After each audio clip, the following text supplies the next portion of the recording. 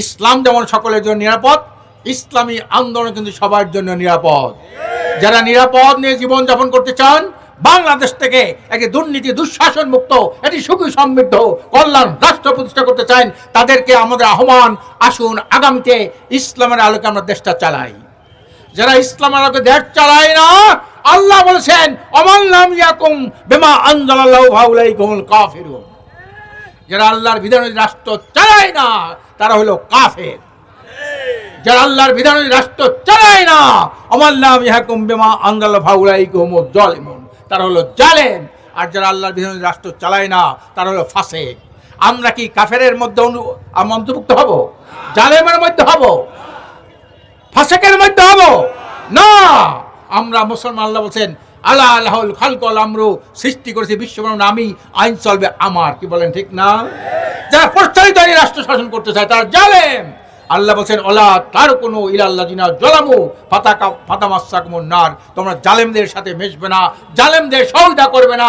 জালেমদের যদি সহযোগিতা করো জাহান্নামের আগুন তোমাকে স্পর্শ করবে। আজকের জুলুম দেখেছি, নির্যাতন দেখেছি, সন্ত্রাস দেখেছি, চাঁদাবাজি দেখেছি, দখলবাজি দেখেছি। আমরা এটা নির্মূল করতে চাই ইসলামী আইন বাস্তবায়নের মাধ্যমে। আজকে হাজী ইব্রাহিমকে তো আপনার সবাই ছিলেন, আপনার এলাকার সন্তান।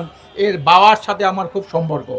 আমি যখন প্রথমে এলাকায় কাজ করতে আসি, এর বাড়িতে উঠতাম, এখানে খাওয়া দাওয়া করতাম। এর আব্বার সাথে আমার খুব ভালো সম্পর্ক ছিল। তার বাপ ভালো, ছেলে ভালো। কি বলেন ঠিক না? যার বাপ ভালো তার ছেলে ভালো, এসে ভালো আর কি হতে পারে? অনেকের বাপ ভালো ছেলে খারাপ, ছেলে ভালো বাপ খারাপ, সে যেমন ভালো ছেলে হিসেবে পরিগণিত হতে হয় না। এর বাপও ভালো, ছেলেও ভালো। কি বলেন ঠিক না? সবাই তাকে চেনেন।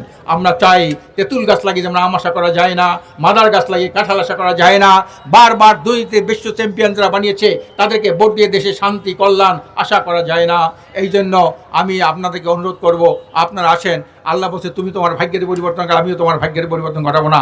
আসেন আমরা এবার আমাদের ভাগ্য পরিবর্তন ঘটানোর জন্য আজকে শুধু হাজী ইব্রাহিম আমাদের প্রার্থী না, সবাই কিন্তু আমরা প্রার্থী। কি বলেন ঠিক না? সবাই আমরা আল্লাহর রহমতে আমরা আগামী নির্বাচনে এক একজনে 10 জন 20 জন 50 জন লোককে আমরা ইসলামের পক্ষে দাওয়াত দেব। দুনিয়া আখিরাতে আল্লাহ আমাদের কল্যাণ দান করুন। আমিন।